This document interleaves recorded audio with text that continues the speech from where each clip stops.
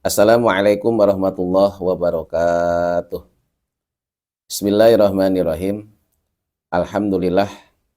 Alhamdulillahilladzi khalaqal mawjudati min zulmatil adam binuril ijad. Wa ja'alaha dalilan ala wahdaniyati lidawil basairi ila yaumil ma'ad. Asyhadu an la ilaha illallah wahdahu la syarikalah. Al-karimul jawad. Wa asyhadu anna Muhammadan abduhu wa rasuluhu afdalul ibad. Allahumma salli wa sallim ala sayyidina Muhammadin wa ala alihi wa sahbi ulil bahjati war rasyad. Amma ba'du. Para pemirsa yang dirahmati Allah, puji syukur kita persembahkan Allah Subhanahu wa taala yang telah melimpahkan kepada kita rahmat, taufik dan karunia-Nya.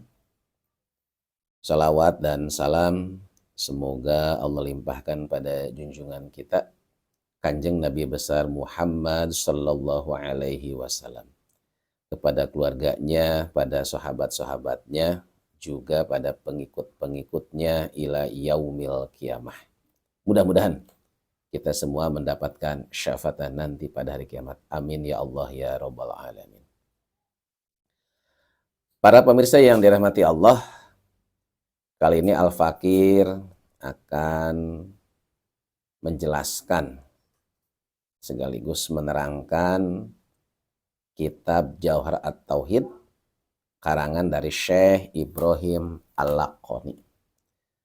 Semoga Allah Subhanahu wa taala senantiasa melimpahkan kepada Al-Fakir kelancaran, kemudahan dari awal sampai nanti akhir. Supaya barokah kita tawasul pada Kanjeng Nabi dan mu'alif kitab. Bismillahirrahmanirrahim. Nabil Mustafa Syafan sallallahu alaihi wasallam ajwa khususan Asy-Syaikh Ibrahim Al-Laqani, Asy-Syaikh Ibrahim Al-Bajuri, Asy-Syaikh Nawawi Tanahara Banten, wa jamil arwahi masyaihi. Al-Fatihah. A'udzubillahi minasyaitonir rajim. Bismillahirrahmanirrahim. Alhamdulillahirabbil alamin arrahmanir rahim maliki yaumiddin. Iyyaka na'budu wa iyyaka nasta'in ihdinas siratal mustaqim. Siratal ladzina an'amta 'alaihim ghairil maghdubi 'alaihim waladdallin. Bismillahirrahmanirrahim. Qala al-mu'allif rahimahullahu ta'ala wa nafa'ana bi wa bi ulumihi wa ammadana bi asrida 'alaina mim barakati fid darain. Wa qala rabbi shrah li sadri wa yassir li amri wahlul 'uqdatam min lisani yafqahu qawli. Para pemirsa yang dirahmati Allah, sebelum kita membahas tentang matan Jauhar Tauhid, terlebih dahulu kita membahas bahasan basmalah. Membahas bismillah terlebih dahulu. Kenapa kita harus mendahulukan membahas basmalah atau bismillah? Karena berdasarkan keterangan takhallaku bi ahlakillah, yang artinya berakhlaklah kalian semua sebagaimana akhlaknya Allah. Apa akhlaknya Allah di sini? Al-Qur'an yang 30 juz itu semua suratnya diawali dengan basmalah. Diawali dengan bismillahirrahmanirrahim. Yang kedua, berdasarkan hadis Nabi, kullu amrin dibalin la yubda'u fihi bi bismillah fa huwa abtar. Yang artinya setiap perbuatan, setiap perkara yang apabila tidak diawali dengan basmalah, maka perkara atau perbuatan tersebut menjadi kurang barokah. Barokah di sini artinya menurut ulama adalah ziyadatul khair, bertambahnya kebaikan. Oleh karenanya, Al-Fakir akan menerangkan basmalah terlebih dahulu. Tentunya bahasan basmalah sesuai dengan ilmu tauhid. Begitupun kalau kita mau mengkaji ilmu fikih, ya berarti membahas bahasan bismillah sesuai dengan ilmu fikih. Kalau kita mau membahas kajian nahu, ya terlebih dahulu membahas bahasan basmalah sesuai dengan ilmu nahu. Para pemirsa yang dirahmati Allah, Di dalam kitab I'anatut Talibin. Ini yang saya pegang, ini halaman yang keempat. Di sini dijelaskan waruya dan diriwayatkan annal kutuba, sesungguhnya kitab-kitab al-munazzalata yang diturunkan minas samai dari langit ilal ardi ke muka bumi mi'atun wa arba'atun, jumlahnya ada 104. Ya. Jadi Allah telah menurunkan kitab itu ada 104. Unzila ala situna, Allah turunkan kepada Nabi Syis sebanyak 60 suhub. Nabi Syis itu nabi yang diutus oleh Allah setelah Nabi Adam meninggal, sebelum Nabi Idris diutus. Jadi Nabi Syis diturunkan 60 suhub. Wa ala Ibrahim salasuna, Nabi Ibrahim diturunkan 60 suhub. Wa ala Musa qabla Taurati asratun atau asyaratun, Nabi Musa sebelum diturunkan kitab Taurat diturunkan 10 suhub. Kemudian kitab Taurat diturunkan kepada Nabi Musa, kitab Injil kepada Nabi Isa, Zabur kepada Nabi Daud, wal Furqan, kitab Al-Quran kepada Kanjeng Nabi Muhammad sallallahu alaihi wasallam. Wa ana ma'ani kulil kutub, sesungguhnya makna-makna semua kitab-kitab tadi, suhub Nabi Syis, suhub Nabi Ibrahim, suhub Nabi Musa, kitab Taurat, kitab Injil, kitab Zabur, majmu'atun, yaitu dikumpulkan fil Qur'ani, di dalam Al-Quran. Jadi semua intisari kitab-kitab tertentu ada di dalam Al-Quran. Al-Quran itu yang ada 30 juz, 114 surat, 6.666 ayat. Itu intisarinya ada di dalam surat Al-Fatihah. Surat Al-Fatihah yang dalam madhab Syafi'i ada 7 ayat. Intisarinya ada pada basmalah. Basmalah itu singkatan dari Bismillahirrahmanirrahim. Ini jumlah hurufnya ada 19 huruf. Sama dengan jumlah malaikat Jabaniyah. Malaikat Jabaniyah itu tugasnya menyiksa nanti di neraka. Kalau malaikat Malik tugasnya menjaga pintu neraka. Nah ini basmalah, intisarinya, intinya ada pada huruf ba. Huruf ba ini intinya ada pada titik. Apa maksud titik sini? Nuqtatul wujud, asal kejadian. Ketika kita menggambar apapun, pasti diawali dengan titik. Sebelum garis, titik apapun. Jadi kalau kita ngegambar apapun, pasti diawali dengan titik terlebih dahulu. Maksudnya, isinya apa? Titik di sini. Bahwa manusia yang segini banyaknya, dari dulu, sekarang, sampai nanti kiamat, ini asalnya dari satu orang, yaitu Nabi Adam. Jadi ini manusia, laki, perempuan, semuanya. Yang dulu-dulu, yang sudah meninggal, yang sekarang, atau yang nanti nih, kan bahkan lahir, asalnya dari satu orang, yaitu Nabi Adam. Nabi Adam itu didahului dengan tiada. Dulunya tidak ada. Kemudian diadakan, diciptakan oleh Allah yang esa, yang tunggal. Demikian pula ini alam semesta. Surga, neraka, bumi, langit, semuanya tanpa terkecuali.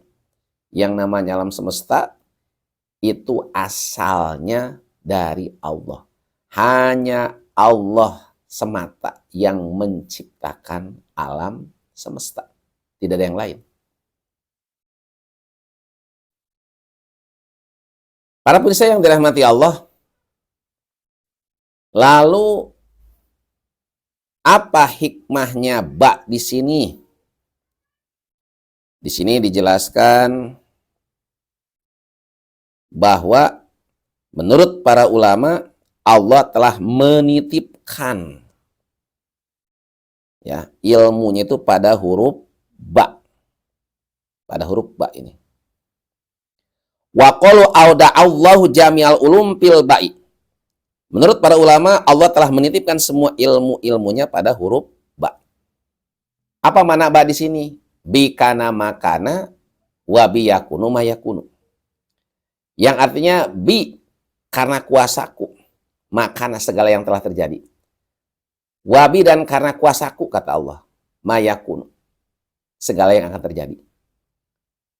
Jadi karena kuasa Allah segala yang telah terjadi, dan karena kuasa Allah juga segala yang akan terjadi.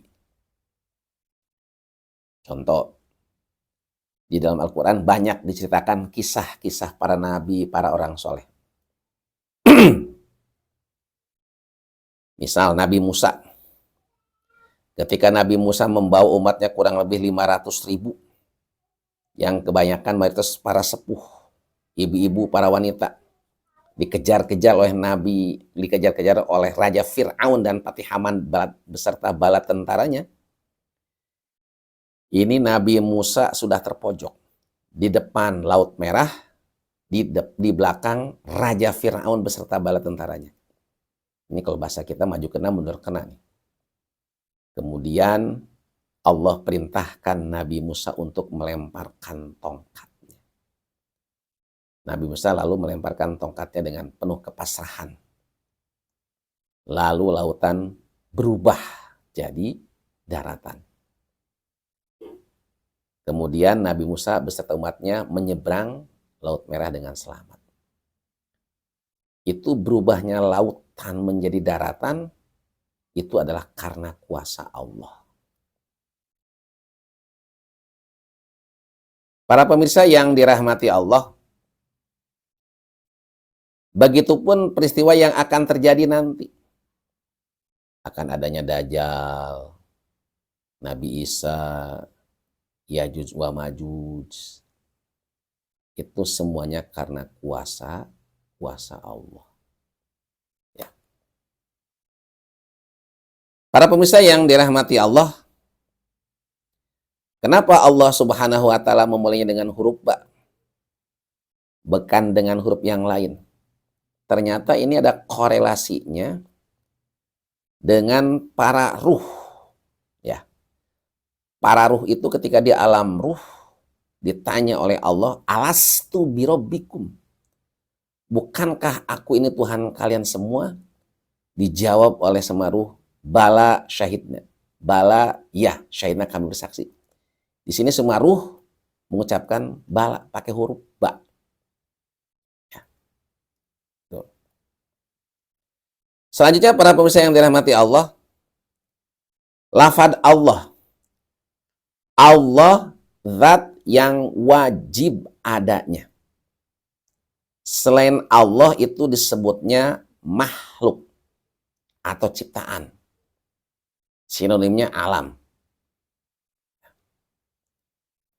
Pokoknya selain Allah itu adanya wenang. Tidak adanya nggak wenang. Apa contohnya makhluk? Banyak. Manusia, malaikat, surga, neraka, bumi, langit. Itu semuanya disebutnya makhluk. Yang namanya makhluk adanya wenang. Tidak ada juga wenang. Sedangkan zat Allah adalah wajib adanya. Allah adanya tidak ada permulaan, tidak didahului dengan tiada. Adanya Allah tidak diakhiri dengan mati, tidak binasa, tidak rusak, tidak hancur, tidak berubah. Beda dengan makhluk. Kalau makhluk itu ada awalnya, didahului dengan tiada, dan pasti ada akhirnya. Diakhiri dengan binasa, bakal hancur. Nah, jadi sekali lagi para pemirsa yang dirahmati Allah, Allah zat yang wajib adanya. Selain Allah, makhluk itu adanya wenang. Tidak ada juga wenang. Lafaz Ar-Rahman. Allah zat yang maha memberikan rahmat kepada semua makhluk tanpa terkecuali. Allah memiliki 100 rahmat. Yang satu rahmat sudah Allah turunkan di muka bumi. Semuanya. Orang Islam diberi rahmat. Orang kafir diberi rahmat. Yang rajin ibadah diberikan rahmat oleh Allah. Yang malas-malas ibadah dapat rahmat dari Allah. Yang ingkar, yang menentang kepada Allah, pelaku maksiat, diberi rahmat oleh Allah di dunia. Yang taat, yang iman, diberi oleh Allah Subhanahu wa ta'ala. Jadi kalau Ar-Rahman itu umum, menyeluruh, ya, semua makhluk diberikan rahmat oleh Allah.